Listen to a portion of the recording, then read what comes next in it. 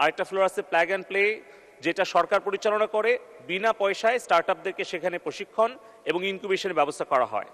আর বাকি বাকি যে ফ্লোরগুলো আছে সেগুলো আমরা এটা যাতে চলমান থাকে, যাতে লোকসান না হয়, তার জন্য আমরা একটা থার্ড পার্টিকে প্রপার্টি ম্যানেজমেন্ট কোম্পানি পিএমসি নিয়োগ দিয়েছি। এর জন্য তো মাননীয় স্পিকার, মাননীয় সংসদ সদস্যর প্রশংসা করা উচিত যে আমরা একটা স্মার্ট অ্যাপ্রোচ নিয়েছি। আপনি খেয়াল করে দেখবেন সরকারের অসংখ্য ভবন এবং অবকাঠামো পড়ে আছে, অপচয় হচ্ছে অনেক সরকারি জনগণের ট্যাক্সের পয়সা, কিন্তু যশোর থেকে আমাদের 5 বছরে কিন্তু 1 পয়সা আর বিনিয়োগ করতে হয়নি, বরঞ্চ আমরা যে 18% আমরা আয়ের থেকে লভ্যাংশ পাচ্ছি, সেখানে 1200 তরুণ তরুণী কর্মসংস্থান হয়েছে।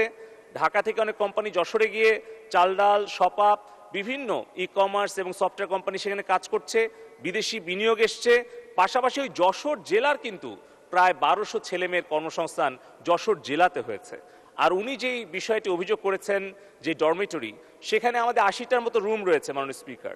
ওই সময়ে আমরা সিদ্ধান্ত গ্রহণ করেছিলাম যাতে ঢাকা বা বিদেশ থেকে কোনো ক্লায়েন্ট গেলে যাতে সেখানে থাকতে পারে, কিন্তু বাস্তবতা দেখা গেল 2 বছর পরে যে আসলে 80টা রুম অনেক সময় কাজে লাগে না।